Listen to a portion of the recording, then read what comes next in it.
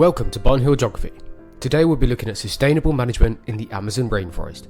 We'll be evaluating their advantages and disadvantages. As a reminder, at the end of the video, there is a summary slide, well, two summary slides in this circumstance, as well as a 20-mark model answer from the recent exam series in 2024.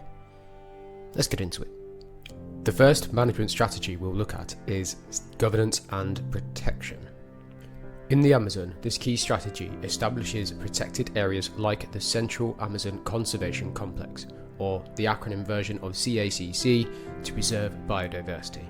This is its main goal.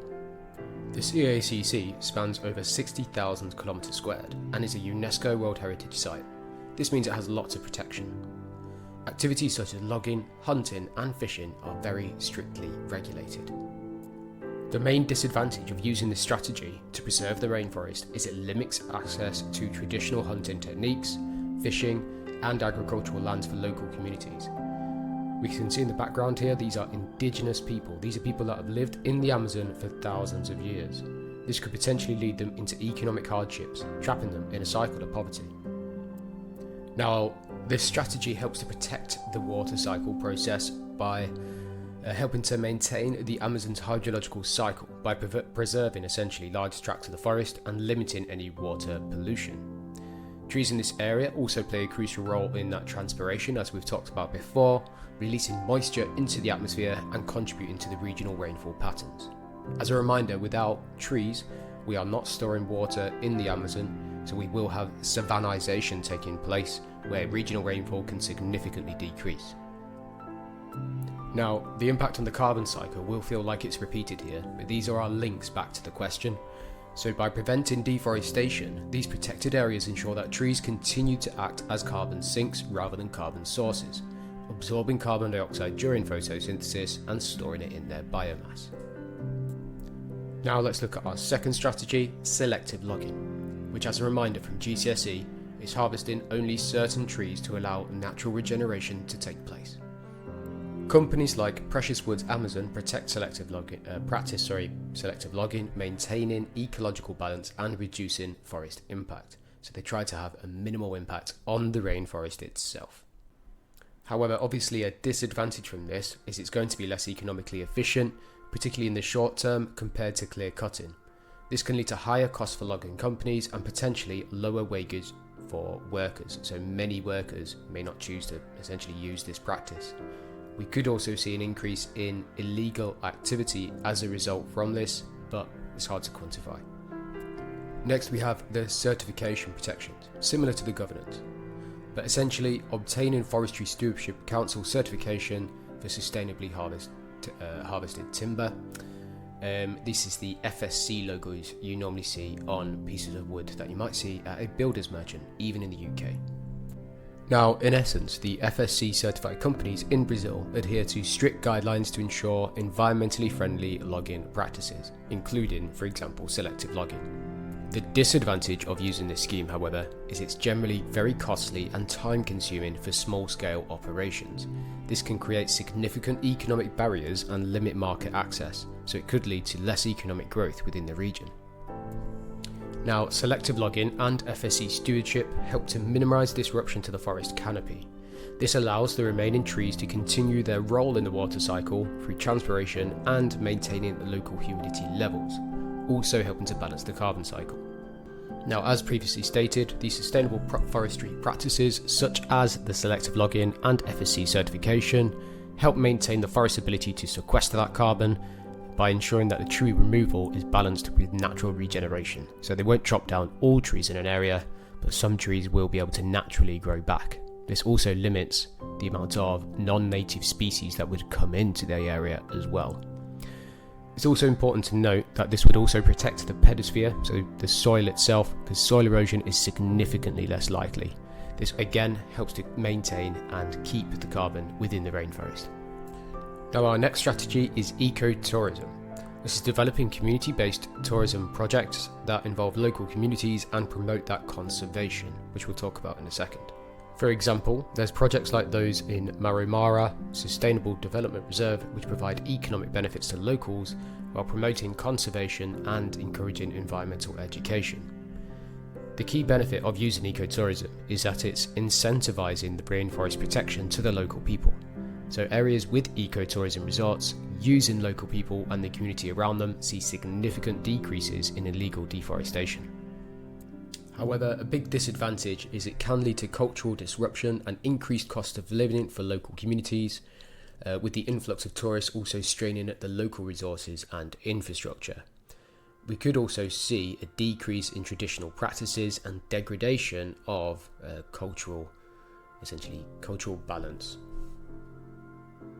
It's also important to note that the scale of the tourism lodge itself is going to be relatively small, so these regions cannot protect the entire rainforest. Now again, as we said, this is repeating, but these are our links for our 20-mark questions, is that ecotourism projects that promote conservation help to preserve that forest cover, which is essential for maintaining the Amazon's water cycle. This means we have continuous transpiration, rainfall recycling, we get the idea. Now, by providing economic incentives for conservation, ecotourism helps to protect these rainforests from deforestation, again allowing them to continue absorbing and storing carbon. Next we have sustainable harvesting practices. This is promoting the use of sustainable harvesting of non-timber forest products like Brazil nuts and acai berries, for example, which can then be exported. This is different to selective logging, where the trees are left intact. So in essence, these products provide income for local communities while ensuring, again, the forest remains intact. Very cool bridge in the background, no? Now, the main disadvantage of this is obviously it's not going to be as lucrative as other land uses like cattle ranching or soy farming, which can create economic challenges for communities, particularly as costs of living continue to increase. These kind of schemes most benefit indigenous people that do not need substantial amounts of income and have lots of land which they can work from. Next we have payment for ecosystem services, or PES for short. So programs like Bolsa Floresta provide financial incentives for conservation. Now, organisations like this can do this, but we have also seen evidence of government protections where other governments will pay Brazil, Peru, Colombia, Venezuela, whatever the Amazon-based country, to protect other areas of rainforest. So it's almost like our GCSE debt for nature swaps in some essence. Now, this more smaller scale scheme provides financial incentives to local families who commit to conserving the forest, helping to reduce rates of deforestation and support more sustainable livelihoods. But at the moment, those financial incentives are still relatively small for people that are bordering or live in the Amazon rainforest. As previously stated, the payments may not be sufficient to offset the opportunity costs of more profitable but unsustainable activities. For example, our cattle ranching that we see here in the background. Now, our next scheme, community involvement, kind of builds on the previous ones that we've seen, but essentially we involve local communities in forest management through initiatives like the Chico Mendes Extractive Reserve and the Porto Dias Association. So the Chico Mendes Extractive Reserve supports around 2,000 families who sustainably harvest rubber and Brazil nuts over 970,000 hectares. What's important here is they've been taught how to do this sustainably so they are not negatively impacting the rainforest cover. The Porto Dias Association is slightly different. This manages around 22,000 hectares of forest, focusing on sustainable timber extraction, non-timber forest products and agroforestry. As a reminder, agroforestry is where we plant crops underneath our trees, and so we are helping to maintain that forest canopy cover. Now, a significant disadvantage of this scheme is it can lead to conflicts over resource use and management decisions from the top.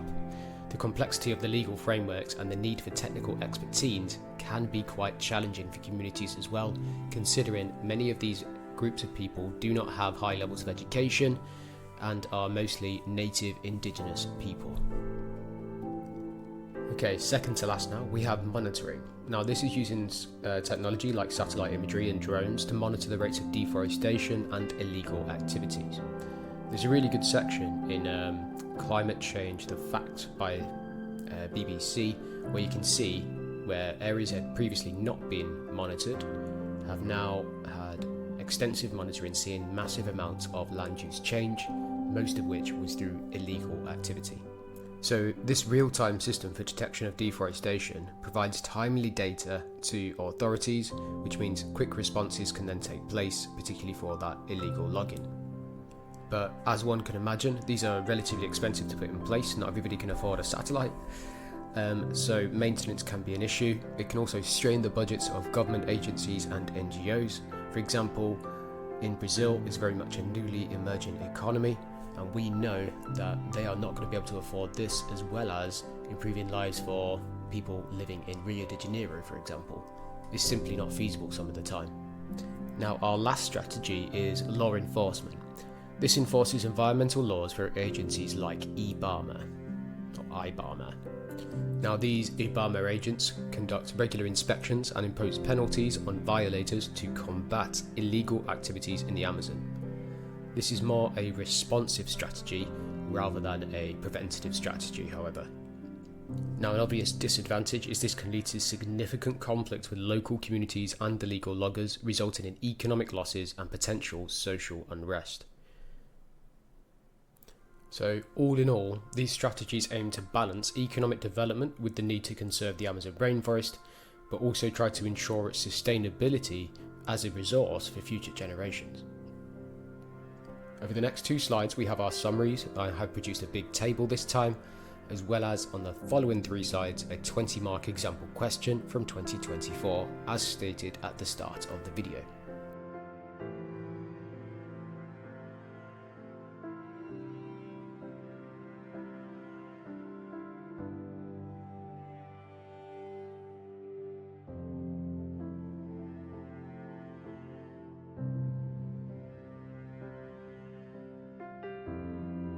So our question here says, with reference to a tropical rainforest you have studied, evaluate attempts to mitigate the impact of climate change. So it's essentially asking us about sustainable management strategies in context of the rainforest itself. I've chosen to go for 3 peel-heel paragraphs here, so point, evidence, explanation, link, however, evidence, explanation, link, to make it as easy as we can to evaluate.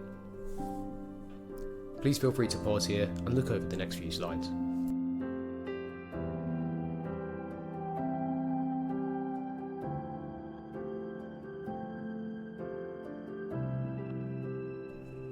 Thank you for watching Bonhill Geography. I'll see you in the next video.